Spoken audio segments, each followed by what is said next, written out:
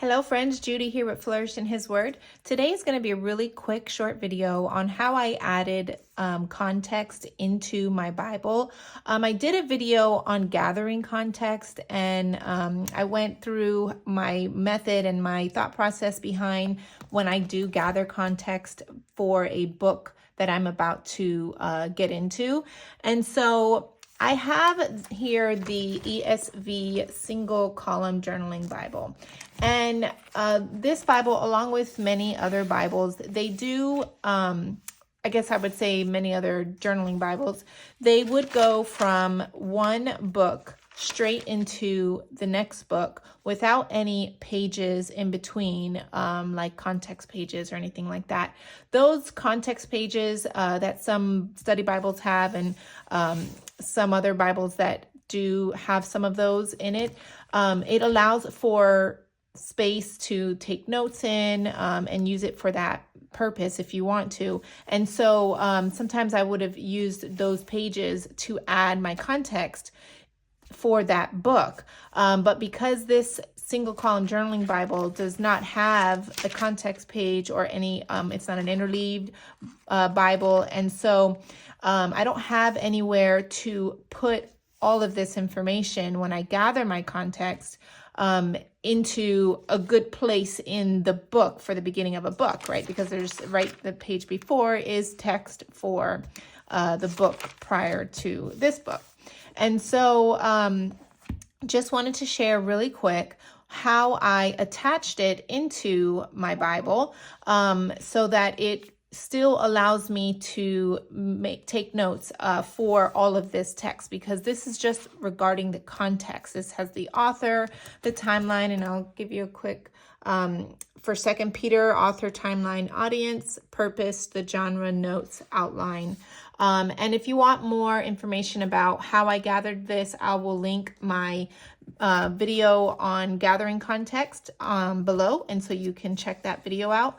But so what I went ahead and did, because I do like to have space for note taking. Again, this is not an interleave Bible. It is just a journaling Bible. So I do have this space here. It's about 2 inches of margin to take notes, but I do like to take a lot of notes when I'm doing in-depth study. And so I actually add extra paper into my Bible whenever I need extra space for note taking. And so it's kind of like the best of both worlds of having an interleave Bible as well as just your regular journaling Bible with just the margin space for journaling. So now I have this along with all of this space here to take notes here. And so because I don't want to use up the first chapter, the space that I'm using for the context would take up all that. If I just put this right in, it's going to take up all the space that I would have to take notes with this. I went ahead and tipped in my regular paper like I normally would. And so I have all of this space that pertains to these notes. And what I did was I just added the context page to the, like I made a flap to this page. So that way, when I open it, I have my context page immediately opening the book. And then I just flip it open and I have a full page that pertains to whatever notes for this first chapter. Now I still have all of this paper here, this emptied paper. If I ever did want to continue expounding on my notes for this chapter or this page, I still have all of this space to do so.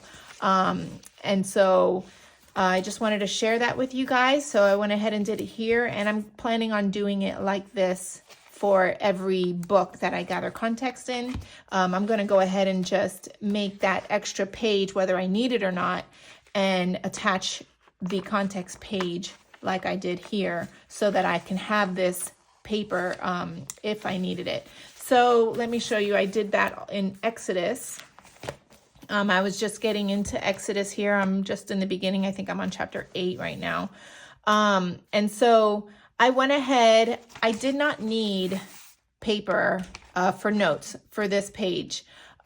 this time around going through it. But I know in the future, I'm going to come back to Exodus and I'm going to want to expound on these notes. And so instead of just tipping this context page right into the middle here, which will take up all the ability to have extra note paper, I went ahead and just tipped in a blank page and attached it and just use it as a flap. So now in the future, when I go back to this, I'm going to have all of this space available.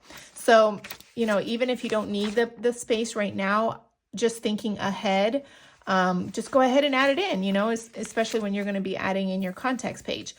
One other thing I do want to note is that so these two papers, I cut the same size, okay?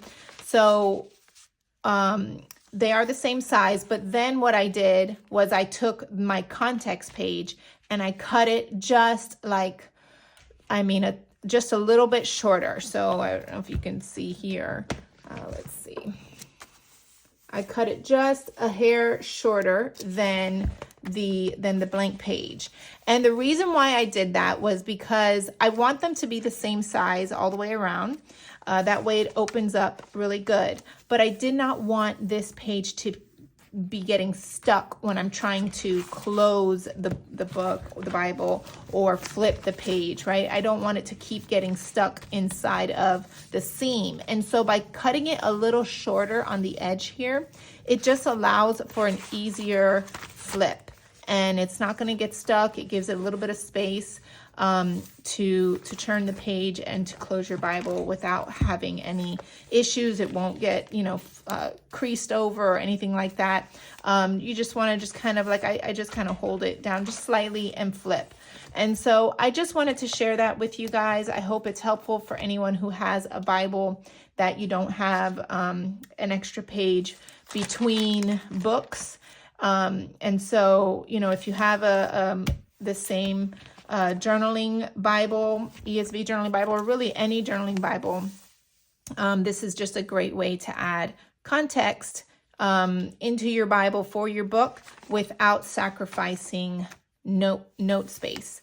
And so I hope this was helpful, and I look forward to speaking to you guys soon.